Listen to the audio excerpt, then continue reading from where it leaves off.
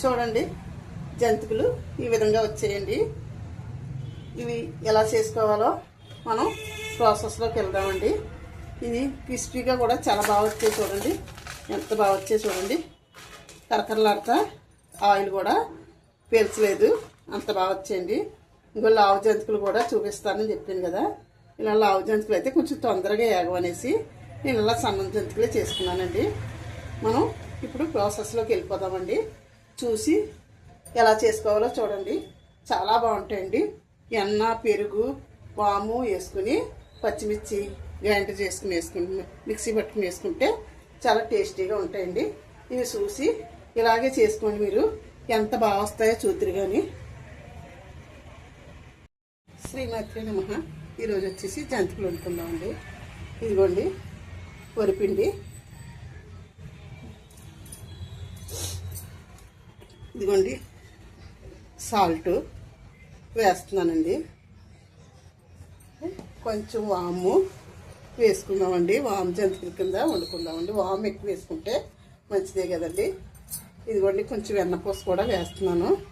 వేసి బాగా ఇలా కలుపుకోవాలండి.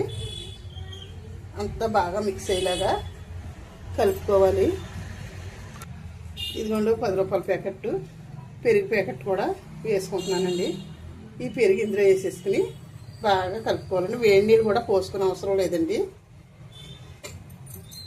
ఇదిగోండి పచ్చిమిర్చి ఆడుకుని కారానికి తెచ్చి వడకబట్టి పోస్తానండి. వాటర్ చన్నీళ్ళే పోస్తాను, వేడి నీళ్ళు పోయినండి. ఇదిగోండి పచ్చిమిర్చి మిక్సీ పట్టాను. అంటే ముందు వడకబెట్టి పోద్దామని అనుకున్నానండి.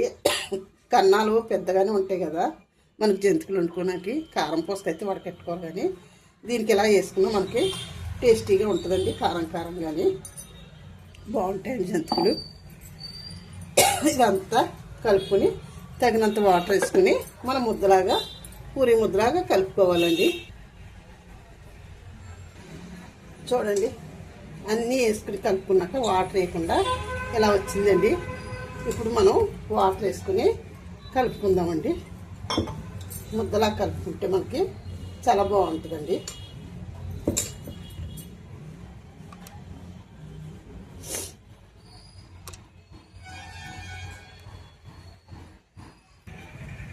చూడండి ఈ విధంగా వచ్చిందండి పిండి.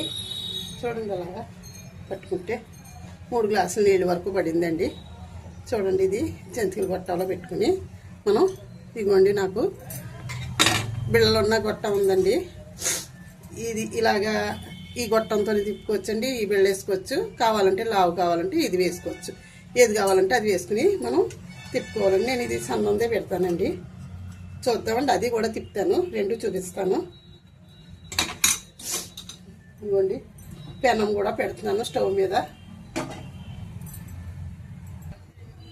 పెనం పెట్టానండి, స్టవ్ వెలిగించాను. ఆయిల్ కూడా వేస్తున్నాను. చూడండి ఆయిల్ వేస్తానండి.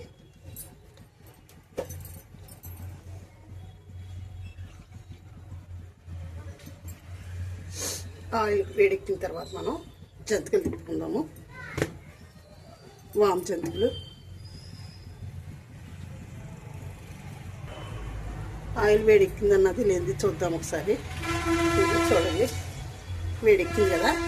ఇప్పుడు ఆయిల్ బాగా ఈటెక్కాలండి. వీటెక్కకపోతే జంతికలు లాగేస్తుందండి నూనె.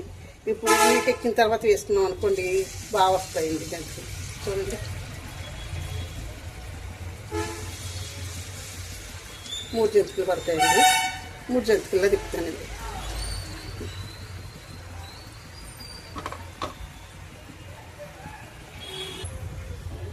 చూడండి ఇప్పుడు జంతికని వెనక్కి తిప్పుకుందాము.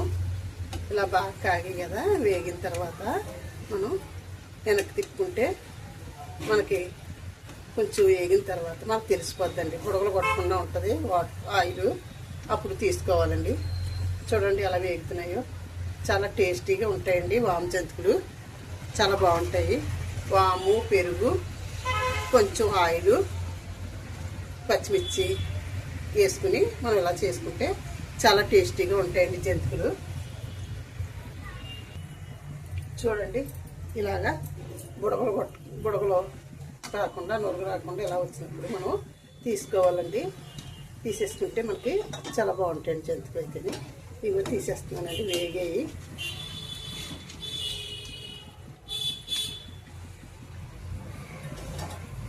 మళ్ళీ వేసుకున్నాము.